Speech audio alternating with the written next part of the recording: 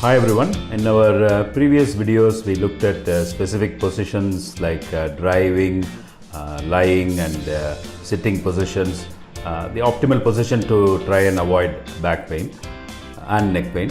There are also genetic factors which can cause neck and back pain. You should discuss with your doctor regarding those problems. Today we are specifically going to look at simple lifestyle changes one can do to try and avoid neck and back pain.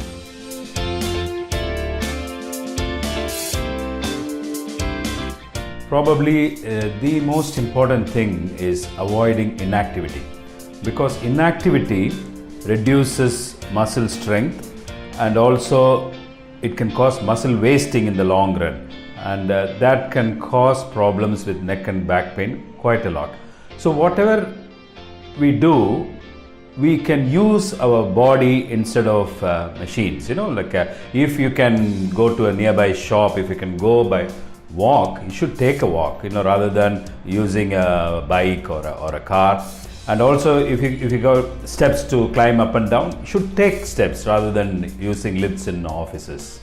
Not many of us are built like supermodels, but probably the most important thing to avoid neck and back pain is to avoid having a pot belly. It's a well-known fact that pregnant women do tend to get a lot of back pain and neck pain also in some cases.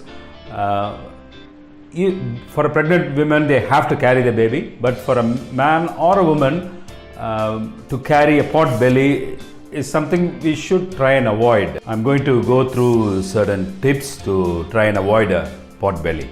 One should avoid the amount of carbohydrates they eat. One simple thing to do is to reduce or avoid any added sugars, and also whatever we put first in the plate like bread or rice, you put as less as possible, and whatever we add to that, like vegetables or meat, you can have more.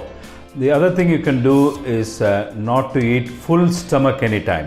Whenever you feel half full or 3/4 full, you should try and stop eating.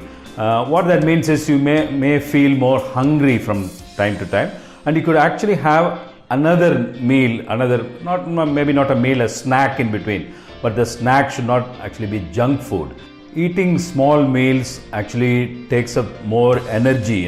Your body expends more energy because the assimilation process itself takes some energy. So if you're eating 4 small meals instead of 3 big meals, your energy expenditure will be more, thereby you won't be putting too much weight. One should also include a lot of fresh fruit and vegetables in the diet. When it comes to fruits, you should not eat fruits which are very sweet, not too much anyway. Fruits such as guava or green oranges, these contain less sugar and they are better. And also include some nuts in the diet as well, or you can use it as a snack as well. There is one more thing which can cause a pot belly or contribute to a pot belly is constipation. So if you do have some issues with constipation, you should consult a relevant doctor to try and get that resolved as well. Smoking is another very important factor. Smoking, there are many side effects and bad effects of smoking, but regarding back pain and neck pain, the back and neck muscles have predominantly what are called redox fibers. These muscles require a lot of oxygen because they're working all the time basically. So the smoke, which contains carbon monoxide, reduces the oxygen availability for these muscles. So thereby these muscles get weaker and get tired more easily. The other thing is when one consumes a moderate or high amount of alcohol, it reduces something called the REM sleep, which is the refreshing part of the sleep. And because of that, when you wake up the next day, the muscles get more tired than usual, and that in turn causes weakness of the muscles. So it's very important to avoid smoking and drinking alcohol, or at least try and reduce it as much as possible. The more you reduce it, the more benefit you're going to get. The other important factor is we should all do some form of exercise. Our bodies are meant to be active. If you don't do any exercise at all, your muscles are going to get weaker and going to give problems in future.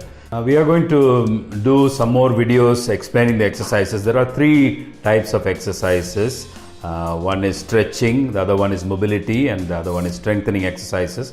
So we will be showing those in our following videos. And one other important factor is vitamin D, which we get free from sun. So if we do exercises only indoors, our bodies get confused, because we are diurnal animals as opposed to nocturnal animals. Our systems are based on sun exposure. The more sun exposure we have, the stronger bones and muscles we are going to get. So we should do the exercises in a bit of sunlight. There are WHO guidelines for that. It would say 11 to 2 is the best time to do it. But in the part of India where I come from, which is Chennai, we can't do exercise, we can't get exposed to sun these times. It's too hot. So I usually recommend patients to have sun exposure at least half an hour to 1 hour a day, around 7 to 8 in the morning or around 4 to 5 in the evenings. So to recap, one should avoid inactivity, reduce abdominal girth as much as possible, should eat a balanced diet, avoid smoking and alcohol as much as possible, and regular exercise is very important as well. If you like this video, please do like, share and subscribe, and send in your valuable comments as well. And if you'd like an online or personal appointment with me, the details are in the description box below. Thank you.